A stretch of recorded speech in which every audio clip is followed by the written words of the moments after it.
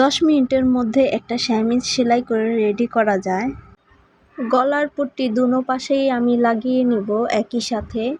প্রথমেই গলার পট্টিটাকে 2 সুতা পরিমাণ কাপড় রেখে এটাকে চারদিক থেকে আমি সেলাই করে দেব। এটা পুরোপুরি সেলাই করার পর এটাকে উল্টো করে রেখে আর কামিজের কাপড়টাকে সোজা করে রেখে পুরোটা এভাবে সেলাই করে দেব। এখানে 2টা পার্ট আছে, দুটোটা পার্টই আমি একই সাথে সেলাই করে নেব। এখানে হাতার কোনো কাপড় লাগানো হবে না, শুধু গলার পট্টি লাগানো হবে। ঝামেলা মনে করে অনেকেই স্যামিজ এখন কেউ বানাতে চায় না, পরতেও চায় না। আমি দুটো পার্ট একইভাবে সেলাই করে নেব এবং সেলাই করা শেষ হলে এটাকে আমি উল্টো দিক করে পট্টির কাপড়টাকে মুড়িয়ে অপর পাশ দিয়ে এটাকে একটা সেলাই করে নেব।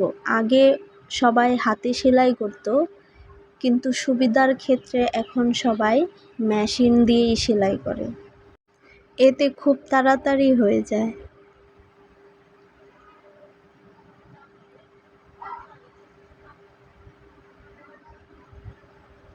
এরপর দেখুন এক পাশে আমার হয়ে গেছে, এভাবে অপর পাশটাও আমি করে নিব। এরপর দুনো পাশে রেডি হওয়ার পর একটা থেকে আরেকটা আমি কাঁধে জয়েন দেব। জয়েনে 2টা করে সেলাই দিতে হবে।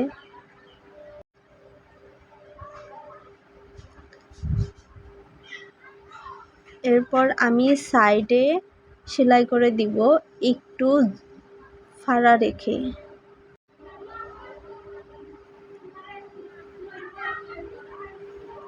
এরপর নিচের যে প্লেটটা আছে সেটা আমি ভেঙে দিব, একটা সেলাই দিব, কারণ এটা একটা স্যামিজ, এটা তো কামিজ না, এর কারণে এভাবেই সেলাই করলেই হবে। এরপর নিচের সাইডে যে ফাড়াটা আছে সেটা আমি একটা করে সেলাই ভেঙে একটা করে সেলাই করে দেব। স্যামিজ খুবই শর্টকাটে সেলাই করা যায়, এর কারণে খুবই তাড়াতাড়ি রেডি হয়ে যায়। এরপর আমি হাতার এইখানে কাপড়টা একটু ভেঙে তারপরে সেলাই করে দেব, একটা সেলাই করে দেব, তারপরেই রেডি হয়ে যাবে স্যামিজ। অনেকেই এই স্যামিজ বানাতে ঝামেলা মনে করে, কিন্তু খুবই সহজ উপায়ে স্যামিজ তৈরি করা যায়।